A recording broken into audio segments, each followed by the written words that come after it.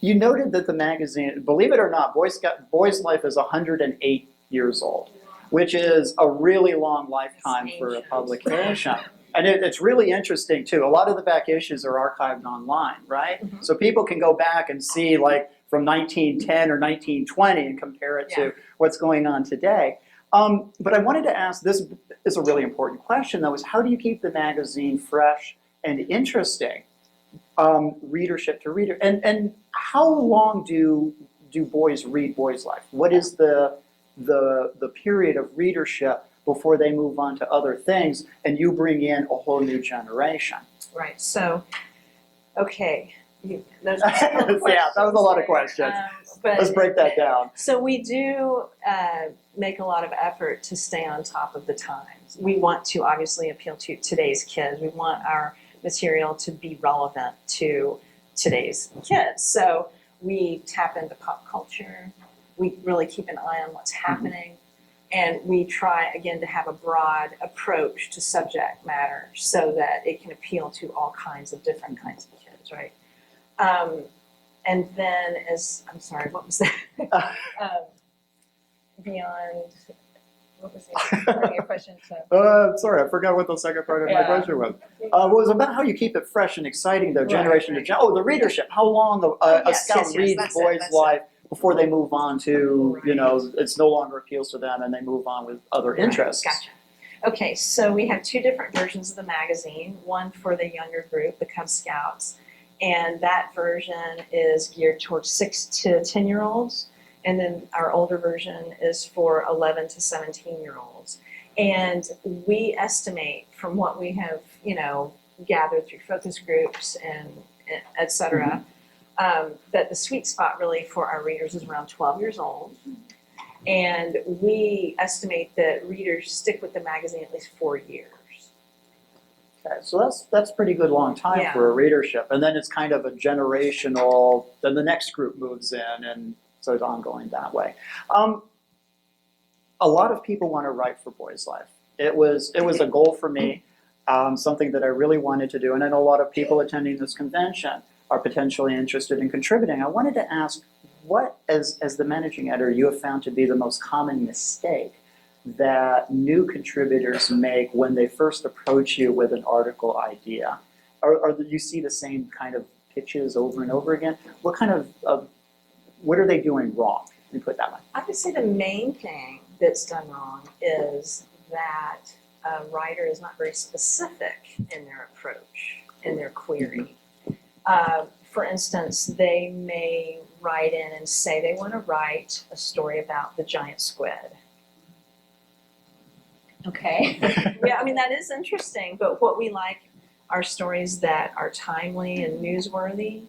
And so what would be a better pitch in that instance would be, I'd like to write about the latest discoveries about the giant squid. The first photograph of a giant squid in the deep sea has just been, accomplished. And I want to write about, all of the interesting details that have come out recently about the giant squid.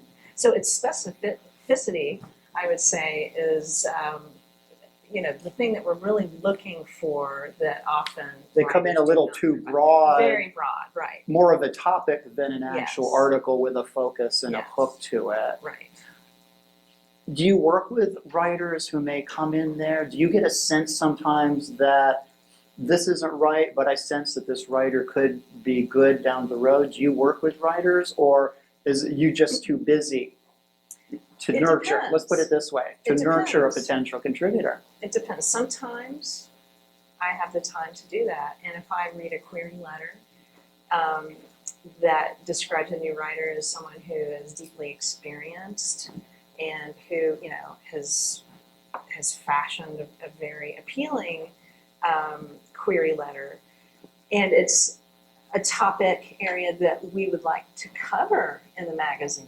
We haven't covered a story about a World Series winning team for a while, and this writer may have, connections where they can get some valuable interviews for us, something like that. If it appeals to our editorial needs, and then also if I have the time to I hate to say hand-holding, that sounds Right. condescending, but, just a little bit of that to help them. Sometimes I think that's an accurate thing, though, where you kind of give them some guidance, you hold their hand, show them what they're doing wrong. You did that with me. I mean, when I started writing for the magazine, my biggest issue was that I had a great deal of difficulty writing for a younger audience. My entire career had been spent writing for alts, often at a higher level, and then now I'm writing for 12-year-olds. And I don't have kids myself, so this was a really a thing for me.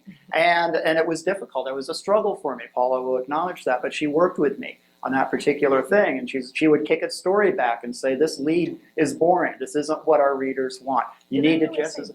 No, you said, I think it could be more active, okay. I think, or something like that. But that was the gist. And that's the thing with a younger readership is you got to hit them over the head with a baseball bat and get their attention. And so make them want to know more. And Paula guided me in kind of making that realization. And so I gradually picked it up, and I think my leads are a little bit more exciting now. But it was a thing. And so a lot of writers kind of, when they're in a new environment like that, they need a little bit of guidance, I think. One thing that a lot of people may not know is that Boys Life also publishes fiction. There's a short story, I think, in your current issue. Mm-hmm. Tell us a little bit about that aspect of the magazine, what you're looking for, and how potential fiction writers might be able to get your attention. Okay. So there's good news and bad news about fiction in the magazine. The good news is that we do publish it. The bad news is we buy maybe 4 or 5 stories a year. And typically, we're reaching out to well-established children's authors to write for us. For instance, James Patterson has written for us recently. Gary Paulson has written for us repeatedly. But that's not to say that if you are an accomplished short story writer who obviously doesn't have that kind of recognition, it doesn't mean we're not going to consider you.